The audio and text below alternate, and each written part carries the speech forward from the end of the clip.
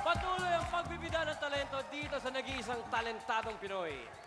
Mula po sa iba't ibang probinsya ang mga miyembro ng ating huling grupo. At dahil dito na sila sa Maynila nakatira, nawalay sila sa mga kani-kanilang mga pamilya. Alamin po natin ang kanilang istorya. Kami ang No Limit, galing kami sa iba't ibang probinsya. Na-scout kami sa palarong pambansa, dating magkakalaban, ngayon nagsama-sama para sa iisang hangarin ang makapag-aral. Nakakuha kami ng scholarship dahil sa aming talento. Nung napunta po kami sa buhay cheerleading, halos lahat naman po sa amin nakaranas ng hirap po. Kasi tulad po yung pamilya na iiwan po namin sa probinsya. Tinitiis namin yung hirap para din po makatulong po sa magulang din po namin. Makapagtapos po kami. Tumbling around with high hopes for a win, please welcome No Limits!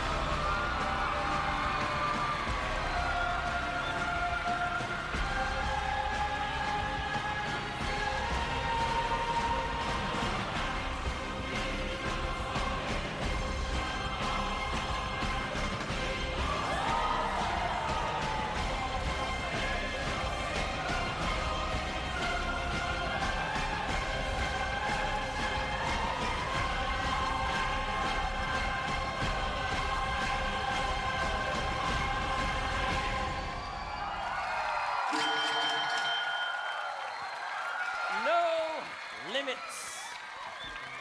No Limits, magandang gabi sa inyo.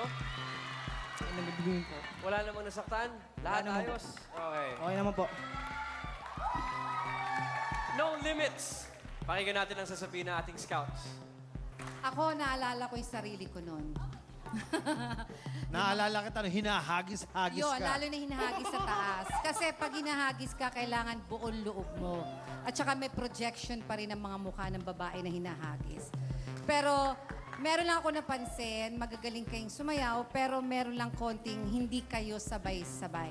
Kasi importante sa sayaw, gymnastic, kailangan lahat ng kilos ng kamay nyo, bato ng kamay nyo, sabay yun, pati galaw ng ulo nyo. Minsan, may nauna, may nahuhuli. Tsaka yung projection, dagdagan nyo pa. Pero magagaling kayo, sa edad nyo yan, lalo pa kayong gagaling. Thank you po.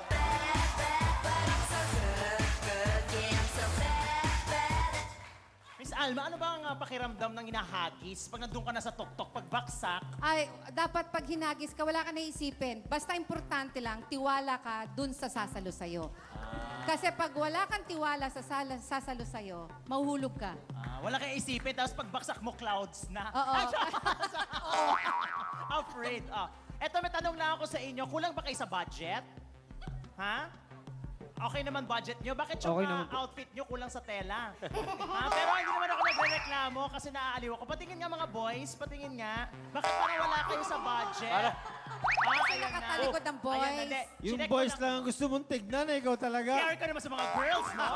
Aalihin ko naman yung mga babaeng yan. Diyos, naaliw naman ako. Pero tulad ng sabi nila, kailangan natin i-polish. Tsaka minsan kasi para masyado marami nangyayari. So yung atensyon namin, hindi namin alam kung kanino kami titingin. So dapat i-unite nyo yung inyong choreography para mas maganda yung effect. Pero yung talent, nandyan na. Basta mag-iingat lang kayo, ha? At kung kulang sa budget, nandito lang ako. Thank you po. Ayun na! Maraming salamat, Mr. Fu. Thank you, Dance Scouts. Okay, No Limits, maraming salamat sa inyong pagpapakitang gilas at dahil kayo ang mga huling talentado ngayong gabi na gustong humamon sa ating champion, pwesto na kayo sa ating stage. Thank you po. Pwesto na kayo dahil tatawagin na rin natin ang iba pang mga talentado na humahamon sa ating kampiyon ngayong gabi. Talentados, join us on stage, please.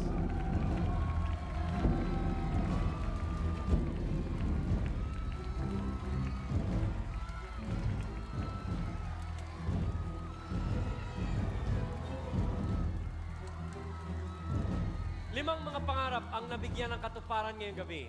Pero iisa lang sa kanila ang susulong para matupad ang mas malaking pangarap. Alamin kung sino sa kanila ang nagwagi sa pagbabalik ng Talentadong Pinoy.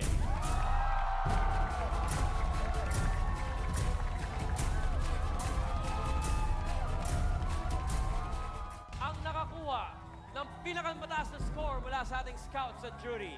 Sino sa kanila ang makakalaban sa init ng hulahog ng nagsisiklaban? Pati mga talent scouts na kuhang makipagbiruan. Ikaw magpaikot ng apoy, ako kumain ng apoy. Ako naglaro ng apoy.